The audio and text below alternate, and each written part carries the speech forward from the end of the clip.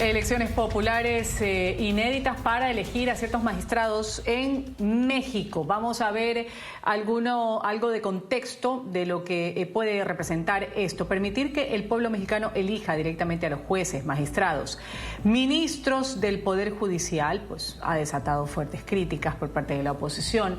También expertos que están alertando que esto podría poner en riesgo la independencia judicial. Este tipo de comicios podrían terminar politizando la justicia, ya que los candidatos necesitarán apoyo popular para ser elegidos, deberán hacer posibles alianzas partidistas. También podrían debilitar y socavar la independencia judicial, ya que los jueces podrían tomar decisiones con base en su popularidad y no en la ley. Por lo tanto, dichas acciones pueden generar presión para actuar a favor del gobierno o de grupos con poder de movilización. Otro de los puntos que preocupa es la falta de preparación ciudadana. Elegir a jueces es complejo porque la mayoría de los ciudadanos no tiene información jurídica para evaluar perfiles judiciales. Incluso las campañas políticas judiciales podrían terminar enfocándose más en marketing que en méritos profesionales o técnicos.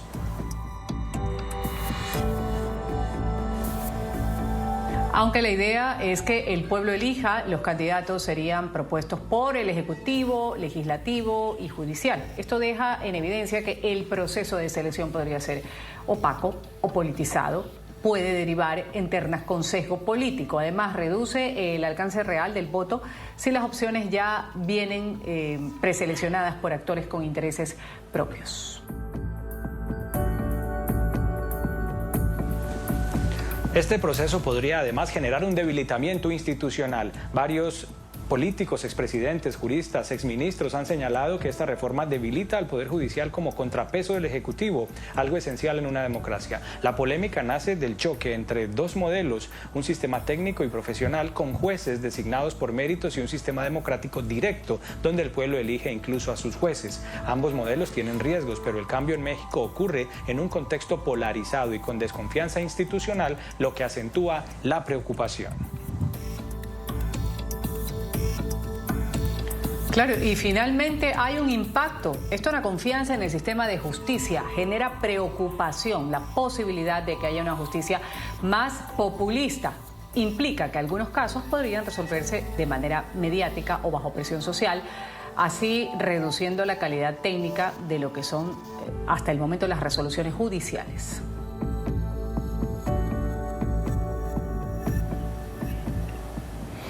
En la mañana de NTN 24 voy a saludar a Belda Gámez. Ella es doctora en Derecho, investigadora de la Escuela de Ciencias Sociales y Gobierno del TEC de Monterrey. Gracias por estar con nosotros. Belda, bienvenida al programa Ángulo de NTN 24. Muchas gracias. Gracias por la invitación, por el espacio para conversar esta mañana. Para conversar esta mañana sobre una preocupación, algo que está inquietando a México, a las personas que finalmente van a ir a decidir quiénes pueden ocupar un puesto como magistrado. Un puesto como magistrado, esto suena realmente raro. En Bolivia existe una situación similar. En México es la primera vez que van a tener que ir a escoger a jueces y magistrados, esto después de una reforma que hizo el expresidente López Obrador. ¿Cómo se entiende esto en la sociedad mexicana? Se dice que va a haber poca gente que va a acudir a votar, pero ¿qué es lo que se escucha, Belda? ¿Cuáles son estas inquietudes que ya algunas de ellas las hemos puesto sobre la mesa, pero particularmente en México? El sentir general de la población es un desconcierto. Son elecciones completamente diferentes a lo que nosotros conocemos como democracia, ¿no? El elegir a un gobernador, bueno, realmente tienes una serie de opciones, 3, 4, 5, cuando mucho, y de repente estamos hablando de ahorita de una elección de más de 300 cargos que lo que van a hacer es dividirse tanto en distritos como en funciones, y genera una sensación de no saber hacia dónde, porque la gente no sabe y no tendría por qué saber en general qué hace cada uno, ¿no? ¿Cuál es la diferencia de un magistrado, de un juez de distrito? ¿Qué es lo que hace particular cada uno, y por qué es importante, por ejemplo, que la carrera judicial pues sea un entrenamiento de años para entender pues algunas pequeñas aristas del derecho o de lo que pasa, ¿no? Al final del día, el derecho tiene que ser un reflejo social, pero un reflejo social que nos lleve de un mundo del ser a un mundo del deber ser. Y le estamos encargando a la ciudadanía que dilucide este deber ser, cuando también el ciudadano promedio tiene sus propias necesidades, tiene sus propias cosas en qué estar pensando. Y cuando también vemos que el problema de justicia en general va en otro sector, no se encuentra dentro de los juzgados. Lo podemos estar encontrando muchas veces desde el Ministerio Público, desde las carpetas de investigación. El 1% de las situaciones que pueden derivar en una litis o pues es la que llega a los jueces. Lo demás no llega, desde que la gente no hace la denuncia hasta que no sabe, y que las carpetas de investigación en ocasiones pueden tardar años. Ahí está el verdadero problema del sistema de justicia, no nada más en México, sino en muchas partes del mundo, ¿no? Que se hiperburocratizó.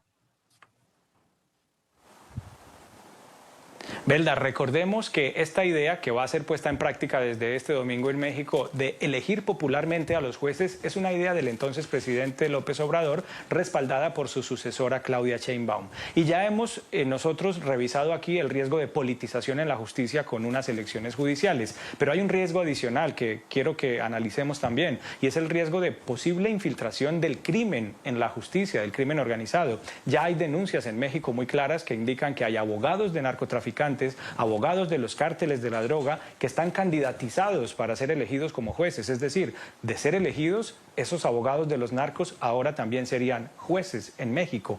¿Qué hay de ese aspecto, Belda? Sí, puede llegar a generar un problema bastante fuerte. ¿Por qué? Porque al hacerlo tan mediático y al tener que meter marketing, al tener que meter estas campañas que sobre todo fueron por redes sociales, pues se necesita una base política de apoyo.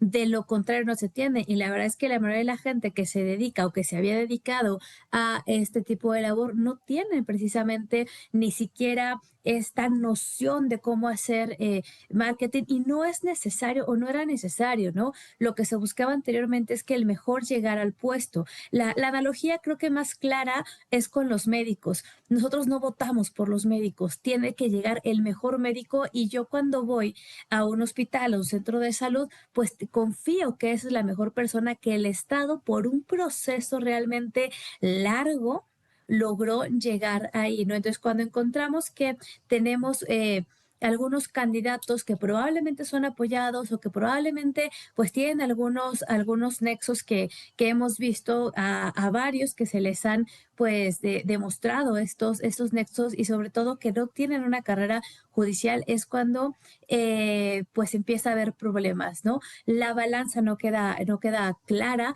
las garantías procesales también se pueden ver pues manchadas a este respecto, sobre todo las garantías de transparencia y equidistancia ante la ley. Si alguien es apoyado por un sector, la equidistancia ante la ley se pierde, porque el otro sector por default queda en desventaja. Ahora, Belda, se ha visto en estos últimos tiempos a los jueces o aspirantes a ser elegidos, a hacer campañas políticas, y también incluir dentro de esta pregunta el cargo de juez, porque al menos en algunos países, en América Latina, en la mayoría, se trata de la aplicación de la ley, no si soy popular, si tuve amistad, si ahora decido ser político, sino otro tipo de méritos. Sí, la ley se tiene que aplicar, no es una aplicación, digamos, a rajatabla al libro. La ley se entiende, se aplica a caso concreto. Por lo tanto, el juzgador, que es el perito de peritos, que se supone que tiene que ser el más docto ante la ley, entender cómo se escribió, por qué se escribió, cómo se aplica y cuáles son los cambios sociales de aplicabilidad en esa ley, tiene que tener una equidistancia de las cosas. Esto le damos la transparencia, ¿no?